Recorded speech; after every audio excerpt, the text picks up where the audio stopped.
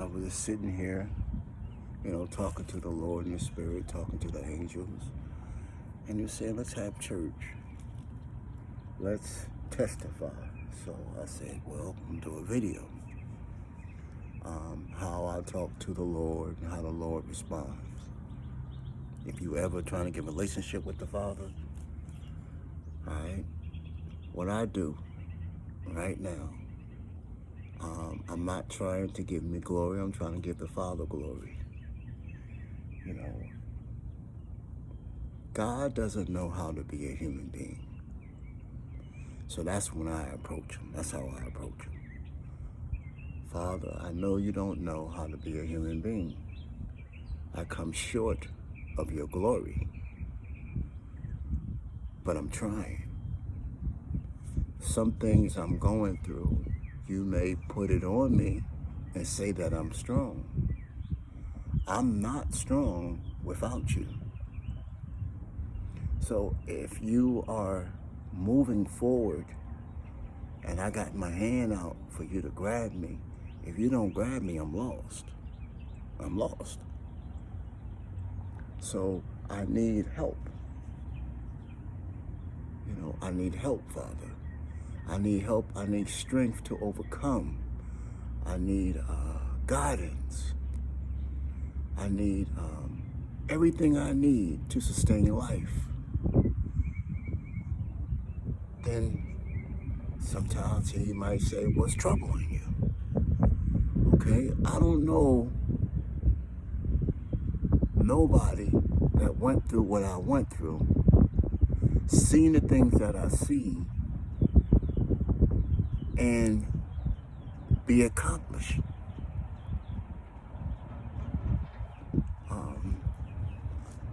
I don't know how to handle speaking in tongues or your blessing. I don't understand, I don't know what to do with it. I'm looking at, I'm trying to treat people as if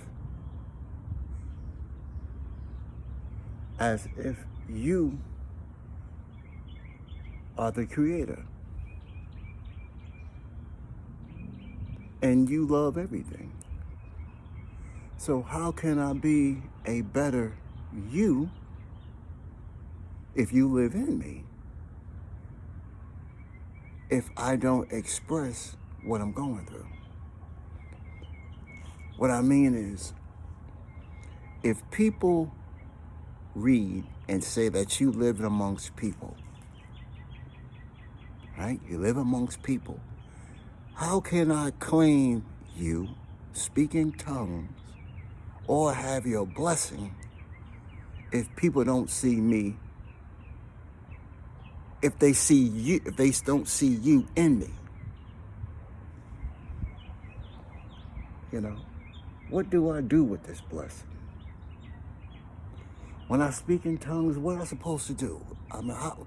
Do you hold me accountable for my sins?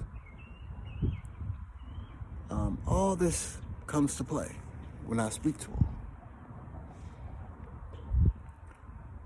I just need encouragement sometimes. I need to know that you are with me. I know I read that you'll never leave me, but I need something to encourage in my faith, my hope in you. When the world doubts me, I need to know you are around. Every now and then, hug me. Show me your presence. Give me strength when I'm weak. Give me knowledge when I'm ignorant. Give me everything I need for people to see you and not me in troublesome times. That's how I talk to him. I ask him to increase me. I may not have what other people have, but I'm striving to come out of poverty. You have the knowledge, the wisdom. You have everything I need to sustain me on my wishes, commands, You have everything to sustain me. But you don't see the beauty.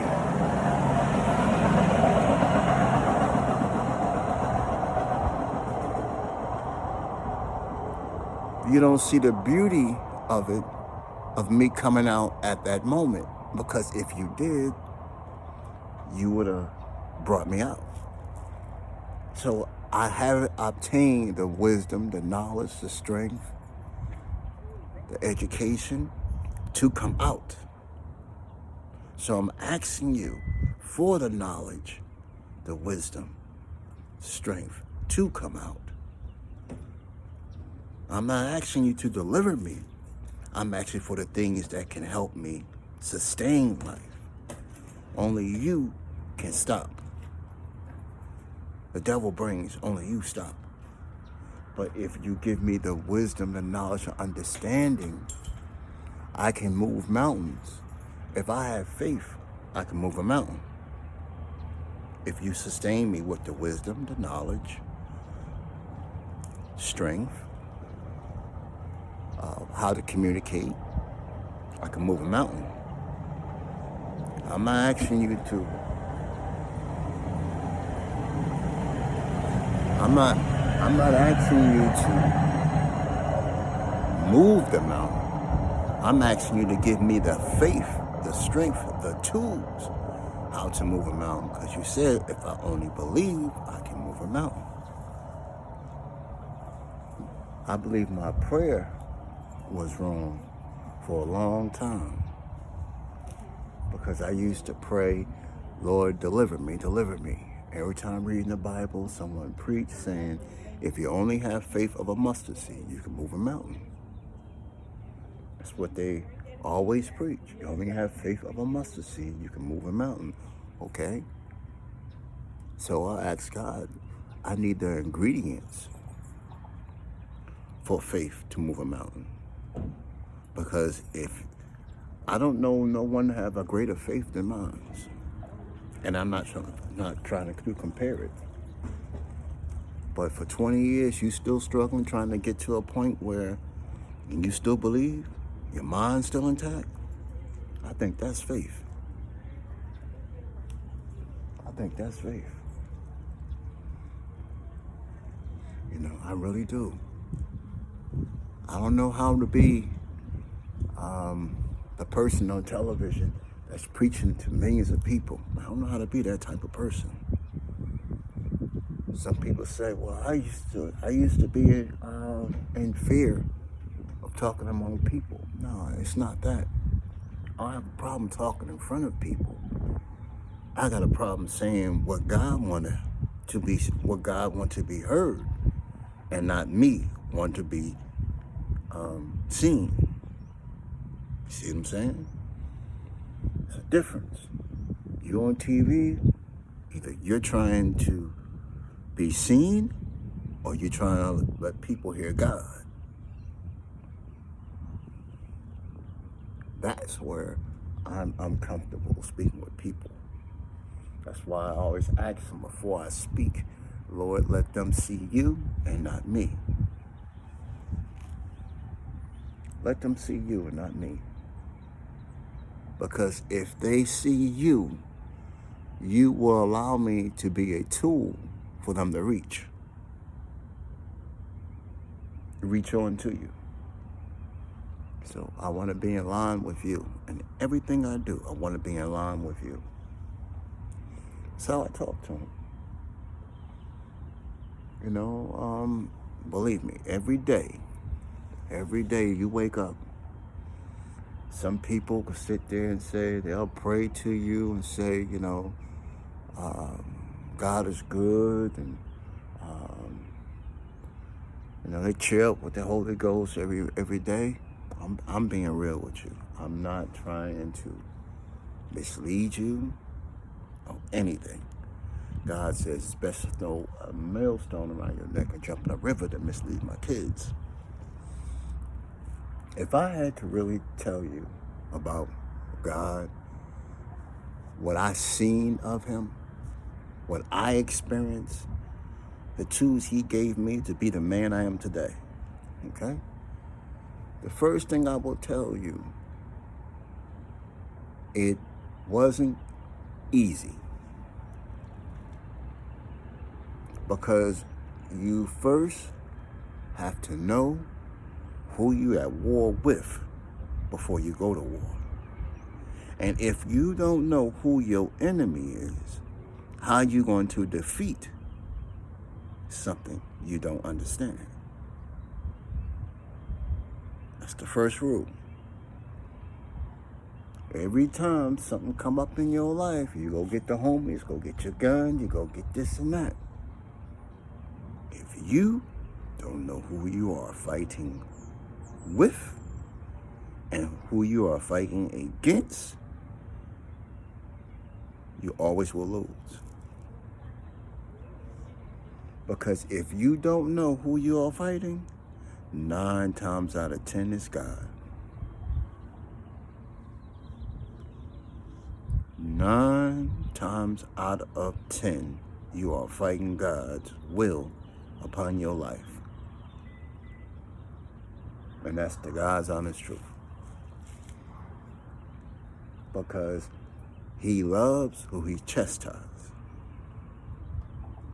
So if you are being chastised, you are rebuking the person that's chastising you. That's the first thing you need to know. Is be slow to draw arms. Be slow to speak. And be slow to keep company when you are in troublesome times. You first have to get in tune with the Father to know who you are fighting and who he allowing to touch you. If you believe he controls everything, then you need to go to him and ask him, why are you being touched? What am I doing wrong that needs your attention?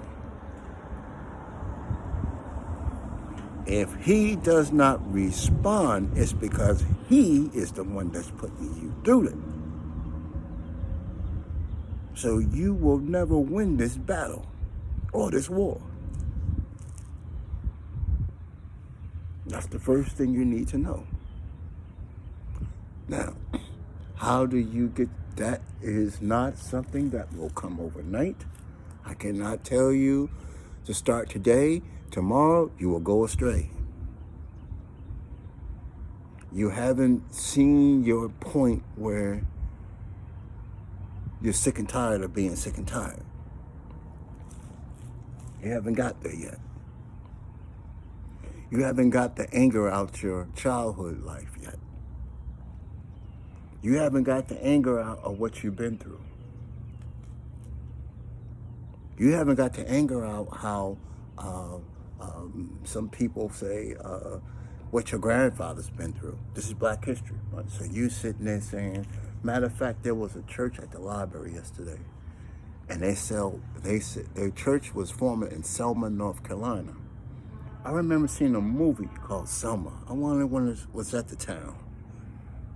There was a movie called Selma, talking about racial things going on. So now, you don't know it. You don't know it, what's inside of you. I'm telling you right now, you don't know what you are capable of doing until you are touched.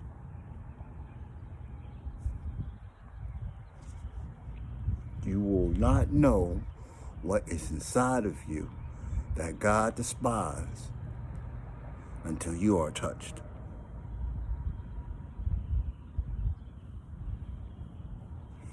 So now you are touched. You think that, ain't no human being can touch me. You got bodyguards, you got all this. Okay? If God controls everything,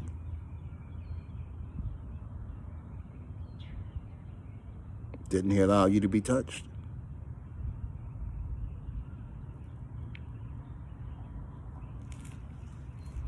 I don't care what people say. Well, you bring your own trials and tribulation. Okay.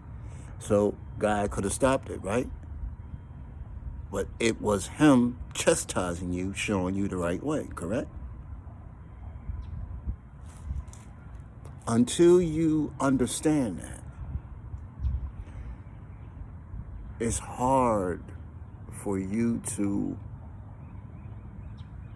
love. Your love hasn't been tested until you know that. And that's the best advice I can give you. You don't know what true love is unless you've been tested. You're going to see everything that hates a happy family. You're going to see everything that hates you smiling. You're going to see everything that hates for you to have a car, anything. You're going to have to realize that God allowed everything that you have to be gone. If he wanted you to have it, you'll still have it.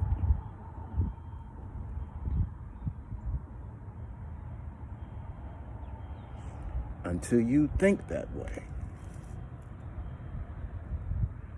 you're not going to understand a person that goes to church and says, every day you see them, they smiling, they smiling, they smiling. Okay?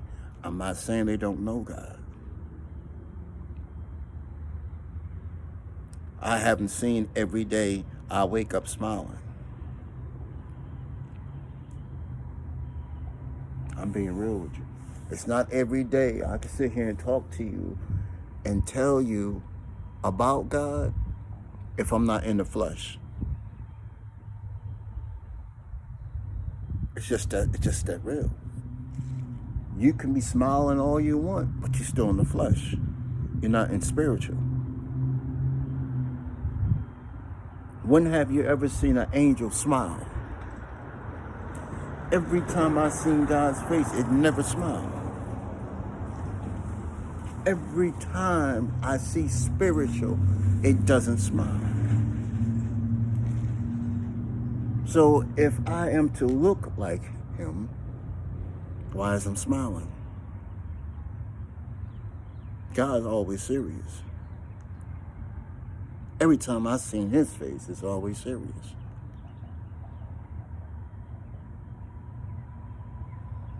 Every time.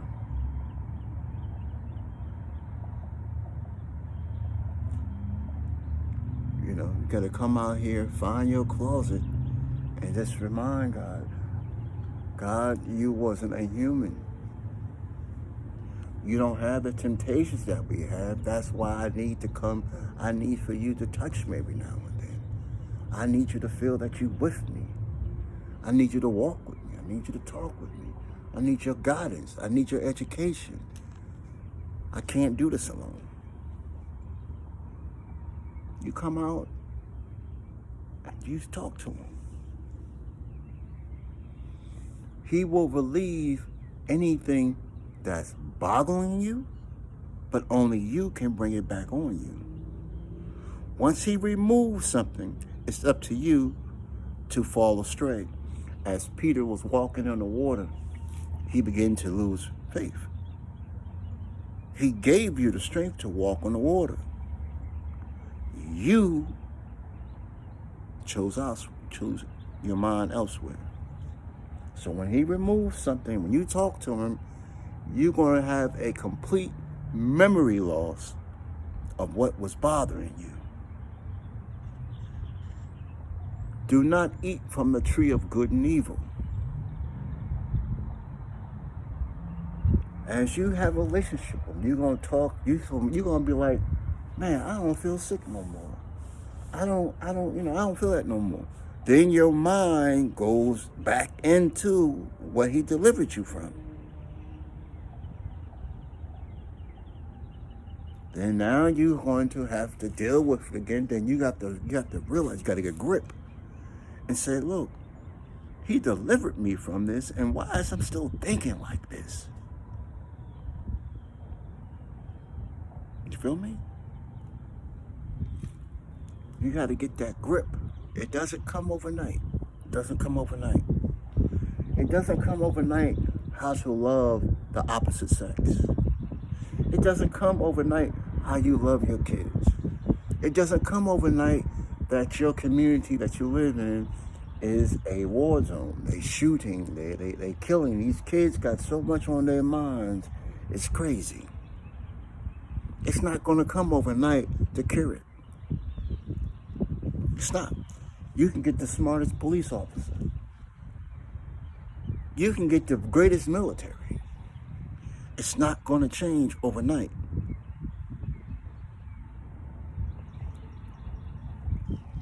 It's not going to change overnight. It takes time. Everything takes time. But the problem is we don't have that mindset of when we are delivered, how we keep that delivery or that aspirin that he has gave us. How do we keep that aspirin going to stop this headache? That's up to you. You got to first believe.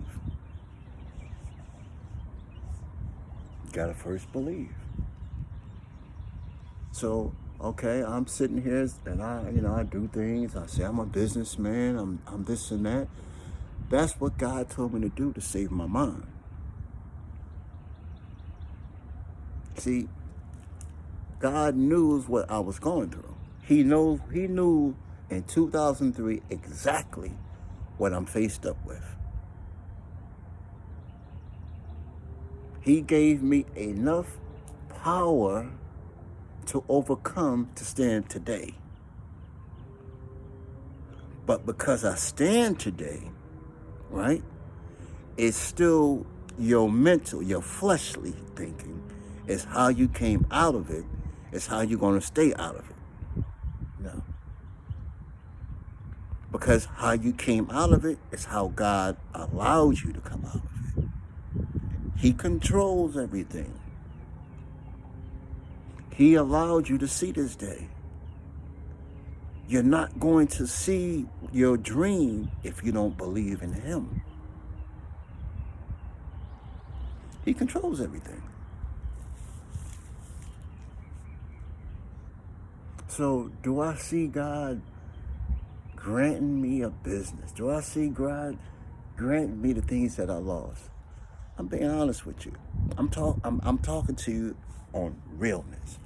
People say what you speak comes to existence. It's true. It's true.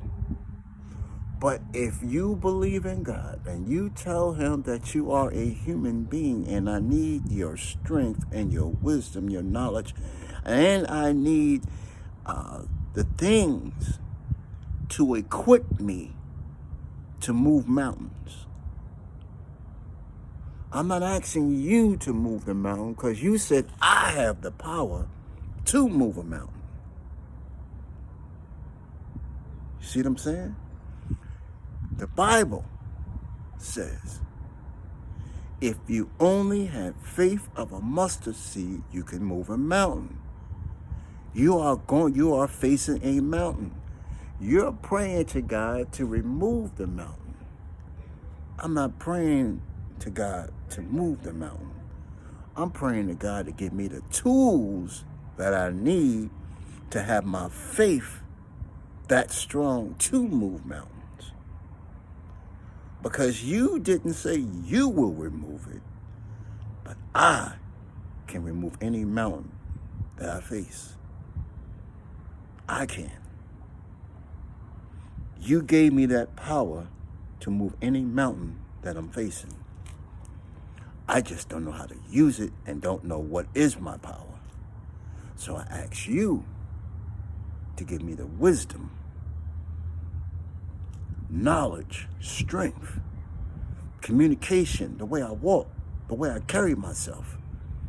Give me the tools to move mountains.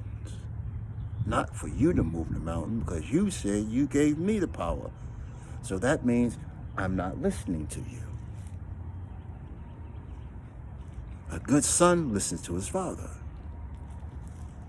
and listens. Now, if I have $1 billion, if I have millions of dollars, what would I do with it? First, I'm going to get myself out of poverty. First. That's first. Now, will it be a truck? Will it be a warehouse? Will it be a house? It depends on how much money it is. It depends. It really depends. I can do so much. I can't do but so much with so little money. Now, if it's enough to get me a house, cash, get me maybe 2, 3 vehicles, cash. I gotta have one totally on business. Gotta be combustible, and I gotta have one totally on business that's electric. So if either or acts up, I still have access to getting to where I need to be. If either or acts up, I need to get where I need to be. And one I just call my personal.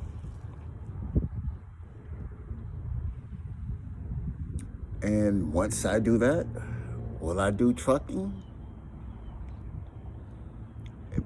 If I do trucking, it's probably either going to be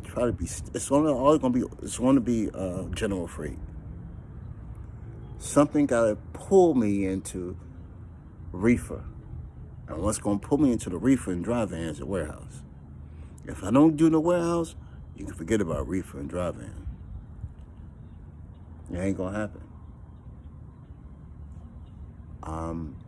I see people on YouTube saying dry van making $3.90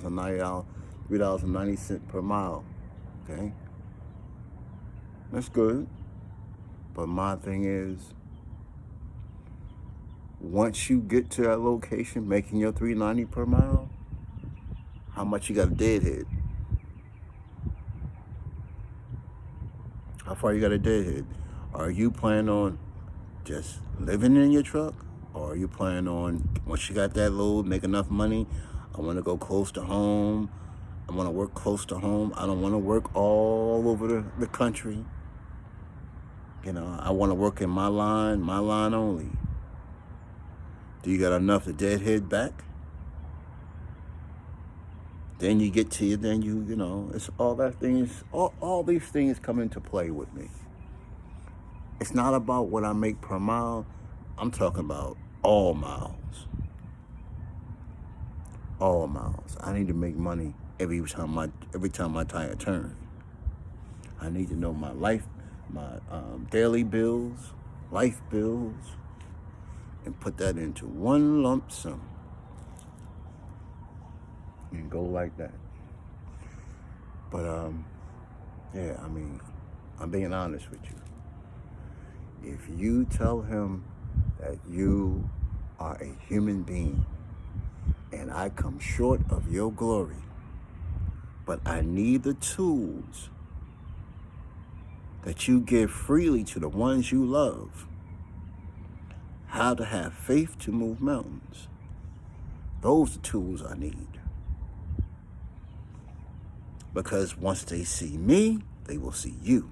They will not hear or see me. Because my faith hath moved mountains. My faith has moved mountains. What he equipped me with has moved everything that was oppressing me. You don't see me. You see my faith. Who do you believe in? God. See what I'm saying? It doesn't come overnight. It does not come overnight. You know, if you hit the lotto, why would you say that's too much money? First of all, don't you want to live in a location where you don't hear about the news cameras? Don't you want to live in a location where you don't have to worry about no gunshots going off? Don't you want to live in a location like that? Or do you still want to have money and live in the same house you living in, be around the same people that you having a hard time with, and you got money to leave, but you're going to stay there? Not in that particular house, but you want to stay on that mindset. It's not the house. It's not your physical location. It's the location that you put yourself mentally once you have money. There's no way in the world that you should have the same mentality as a poverty person with money. There's no way. The people you be around shouldn't be the same people you are around with wealth. I'm talking about the mindset. The mindset of people should be higher. Something for you to reach higher. If you can't find no one, put your mindset on God. Put your mindset on God. I will not tell you the first thing I will buy in business will be a truck. I'm not going to tell you that. I'm not going to tell you it's not going to be an excavator. I'm not going to tell you it's not going to be a warehouse. I don't know what the first thing I'm going to buy if I attain his blessings. Because I asked him the things to give me faith to move mountains. Once I come over this mountain, I don't know what he got prepared for me. You understand? So I don't know what I'm going to buy. Because once I obtain this, I moved a mountain.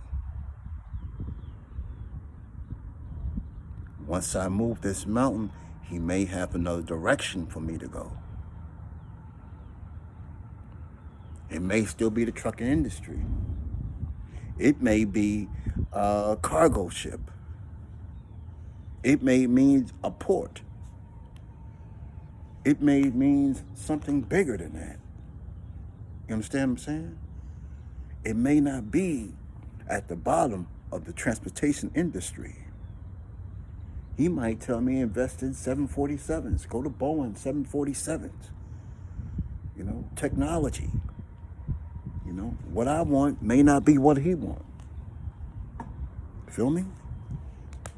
When you see me, you see him. He delivered me. I don't know what I'm going to buy. But I know I'm buying a house. That's for sure. I know I'm buying a house, but business-wise, I don't know. Family-wise, I don't know. You know, it would be nice if I could, I go to Sharonda, Taya, Lisa, you know, even Mama Diane, Day Day, her sisters, you know. I came here. It's not like I didn't have places to go. See, the problem is I can't get no higher. So if I can't get no higher, why would I want to bring the people close to me down? You understand what I'm saying? So just say I hit for, say I'm a billionaire. I just come out, no, 500, I got 500 million or better. That's best. I probably, with 500 million, I will definitely probably take about 25 to about maybe 500 million, 25 to about 100 million, donating to the people that help me. What I mean by helping them, I know that everybody that's homeless don't need money, because money is just a bandage. You need stitches. You need stitches. So, I'll go see cousin Sharonda. Say, Sharonda, Taya, Lisa, I got a house in Rocky Mountain, a brand new house, and it's a car in the garage. It's up to you to sell it, to live in it, but I want to make sure that you are stable. There is a $10,000 food voucher for Sam's Club. Well, make sure you're all right. Because if you're maintaining now, this is a boost. You don't have to worry about a house payment. You don't got to worry about no car payment. Any money, anything that you are into is cash on hand. $10,000 food voucher for Sam's Club. I go to the electric company. I give you another 10 grand credit. All your lights, your electric, everything. That should at least go. Let's at least last you for a year on electric. So at least 10 grand should last you a year on electric. Electric and your utilities should last you a year. It shouldn't be, including taxes. Forgot about taxes. But you should have, I'll say about maybe 15, 20 million. 20 grand should last you a year. With property taxes, utilities, everything. You got enough food for everything. You got a year to decide what you want to do. You have a year without a bill.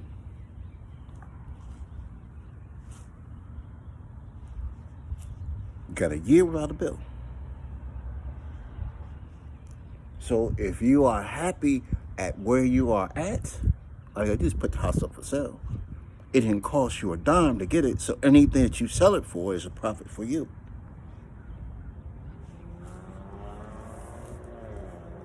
That's what I would do.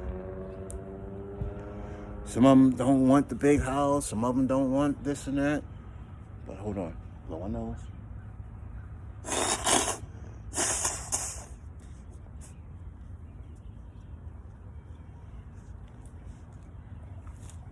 But that's what I would do. I'm being real with you. That's what I would do. Buy them a house, a car, give you a year's worth of food, a year's worth of utilities. You have a year's worth of fuel, gas, electric for your car.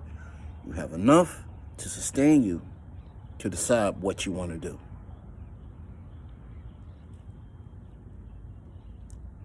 So what you want to do. After I do that,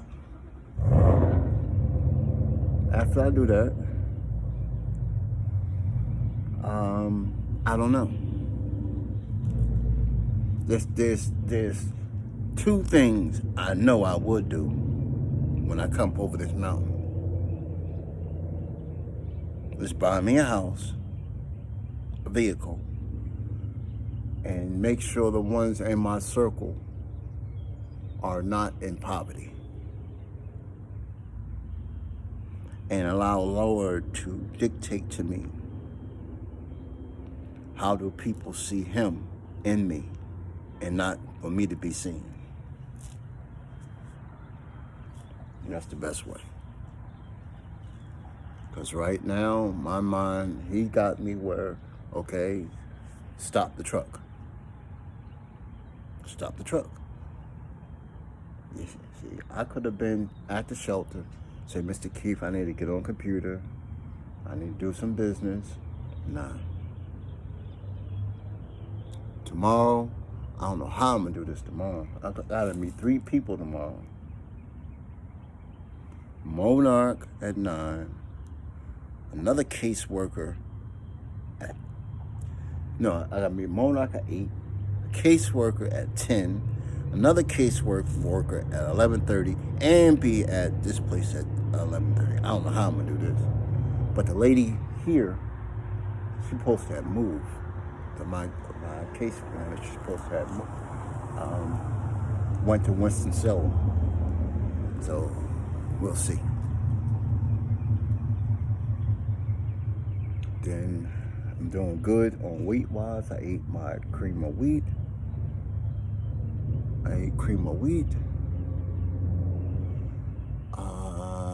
Still got my little bit of coffee. And I got my water. Got my water. And I'm just out here talking with the Lord. Sam, was talking to me about the building, talking to me about life in general, and I just said I want to share it with you. I like to get away. I like for this to be my back of my house. I got my feet propped up. I got a fire pit going on, and I'm just sitting here talking to the Lord. If I had my own spot, I would like to have me a skylight room where I can just go in that room and look into the sky. And just thank the Lord for what I got. If I'm gonna tell you everything that I missed. Everything that I missed. I miss my daughter growing up. I miss my son growing up. I miss family trips. I miss family gatherings.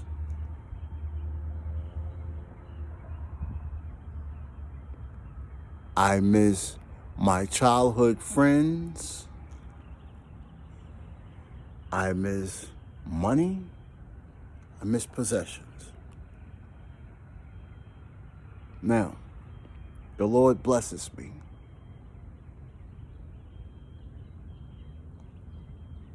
What about your life? And I'm not speaking spiritually, I'm speaking realness. It says the best part of your life will just begin. What part of living did you miss?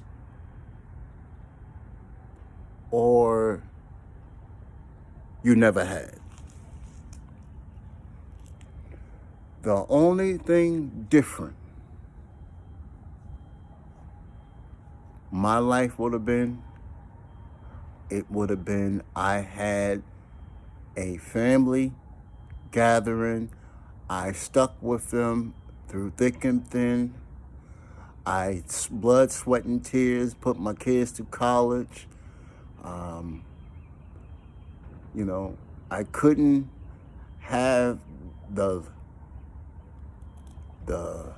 I didn't have the comfort of a wife, body heat next to me. I didn't have the comforts of what your family can inspire you to be. I didn't have a dog in the house that thought he was a human being. He wanted to play with my daughter, my son. I missed all that. Those things that money can't buy. But now, what do I have?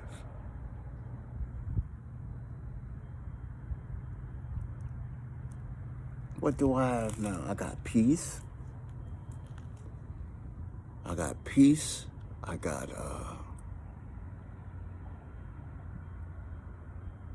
gratefulness, respect, and I know how to be a parent, because I didn't know how to be a parent. There's no sense me trying to cover it up. I knew what it takes to start a family, but I didn't know what it takes to keep one. So I take blame out of everything and ask the Lord to fix it, fix me. Okay, another question comes up. What is, when you was younger, what attracted you to a woman? Speaking to the Lord, all right? What attracted me to a woman was a woman's complexion of my mother. I didn't see nothing more beautiful than the complexion of my mother. I didn't see a woman, not unless she had the characteristics of what I identified a woman is to be as a mother.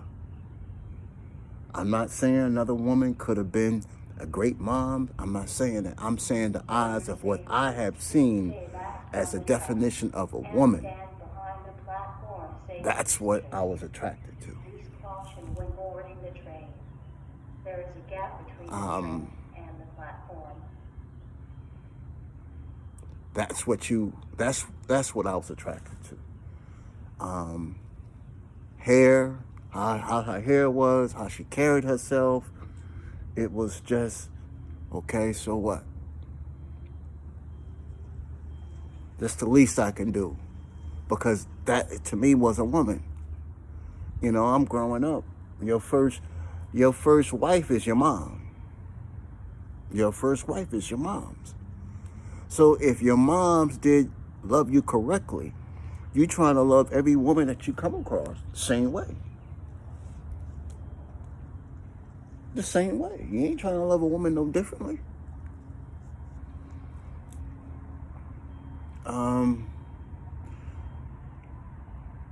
What's the difference in you looking at it? What a difference in a woman today and a woman back then.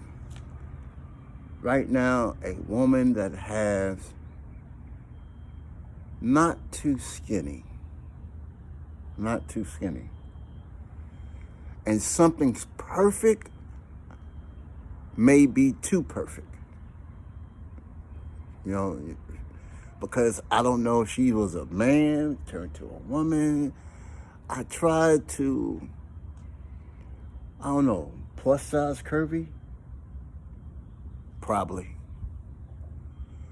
Not too fat, but she has some curves on her? Probably. Because she looks too perfect, might push me away. We gotta be friends, God. We just gotta be friends. It ain't gonna work. It can't be no, boom, sexual thing. Gotta be friends. Because I wouldn't know how to love her correctly. Because if she throw that to me first, that's all I'm gonna love. That's it. I'm not gonna respect her as a person because I don't know what it's like to be without. I know what it's like to be without, and I don't know how to respect something in abundance. She have to give me herself first. Because she just throw her body to me, and every time I'm stressed, that's what I want to do. I want your body. I want your body as an aspirin. I want to caress your body. I want to sex your body. I want to do this. I want to do that. That's all I want to do. But if you give me you, if you show me real love, only thing I want is your loving to get me by. I want your conversation. I want your company. You know? That's the difference of then and now. It's not a sex thing. But if she trained me for it, that's what I'm thinking, that's what she wants all the time. So how can I please my wife unless I'm doing it all the time? But if she gives me her, that's my aspirin. Laying my head in her lap, falling asleep, that's my aspirin. Me putting my head on her breast, and I'm just hearing her heartbeat, and I fall asleep to her heartbeat. hey, whatever. But someone to be some type of similarity. I want you to laugh. You know, that type of thing, guys. It don't have to be. I don't know. What would I do? I probably would do more like remote control cranes and remote control construction equipment. You know, give me a game room, play video games. You know, I mean, I'm at that age now. I don't want to go to no club. I don't know if I like hanging out on the beach in a foreign country. I don't know. I don't know. I don't know. Maybe go to Germany, you know, where they go out there and have their cannabis and stuff like that. Maybe something like that might attract me. You know, give me a house with money. I'm putting my own bowling alley in my house. I'm gonna design my house to fit around me. But the woman you give me, she has to give me her. Because then I know how to treat her according to the word of God. Because if she come at me any other way, I have to love her as a Muslim. It's my job to make her happy.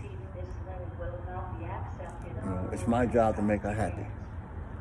So what? I gotta come home. I got to make love to her.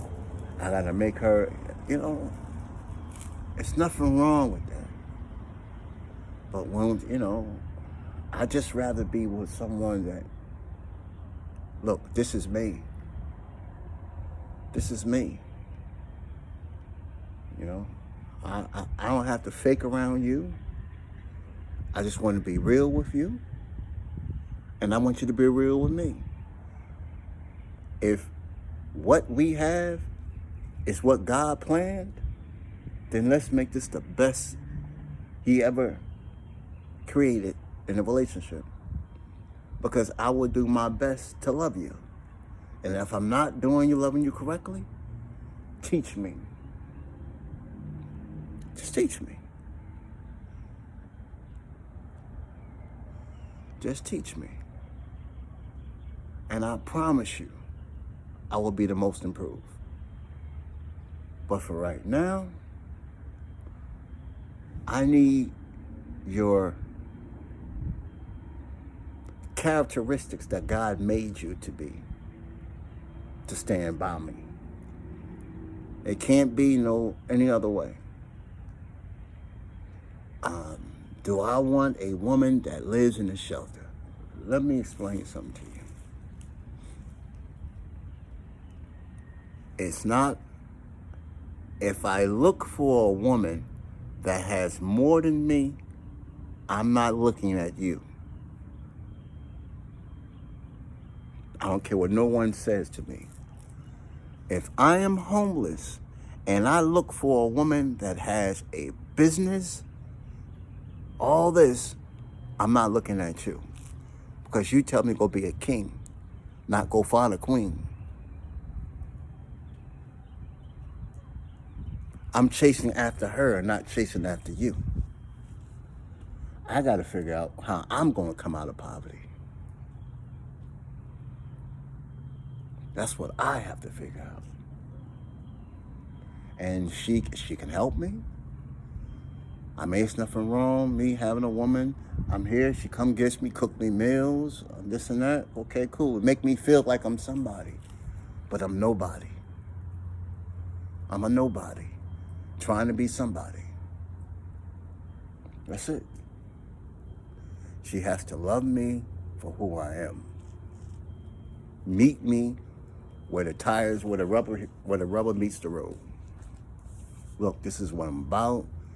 I'm not trying to insult you. I'm not trying to say I'm this, I'm that.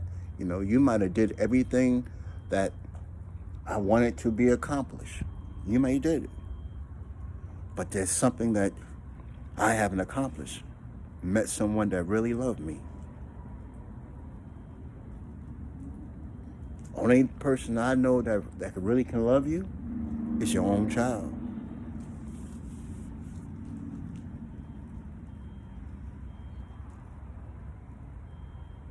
you know. So if you really love me, you're trying to figure out how I'm going to spend my rest of my life with you. You're the one that's praying to God, thank you for what loving relationship. See, I'm not there yet. I'm not there yet. Because I haven't met the one that God has brought down to me. I'm still chasing money.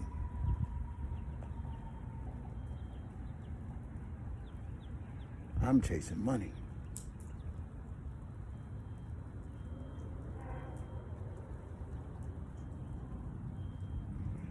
But like I said, I am about to head back through the shelter and relax. Because if he equipped me with everything I need, Attention, please. I can move This mountains. is the final call to check baggage on Amtrak Silver Star Train 92. Bags must have And maybe that's why I'm not on the identification computer tags. right now. For me to get the things that I need to move a mountain. And me trying to ask him to move the mountain. You know what I'm saying? Maybe I'm pressing too hard to get out of something, which I'm working too hard doing the opposite of what he wants me to do.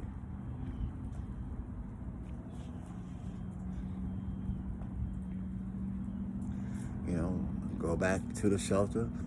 It's a day that I can stay in, go back on my bed, watch a movie. I got Prime Video for another couple of days free. Watch Chicago PD. I even thought about that. You know, I asked the Lord, like, out of all police departments, I'm surprised they didn't do nothing about a Newark PD, where they had all the stolen cars. Newark was known for stolen cars. Newark was known for that. So they could have had that. A lot of things went on in Newark. You know. What about my childhood educated me about today? Newark was a place that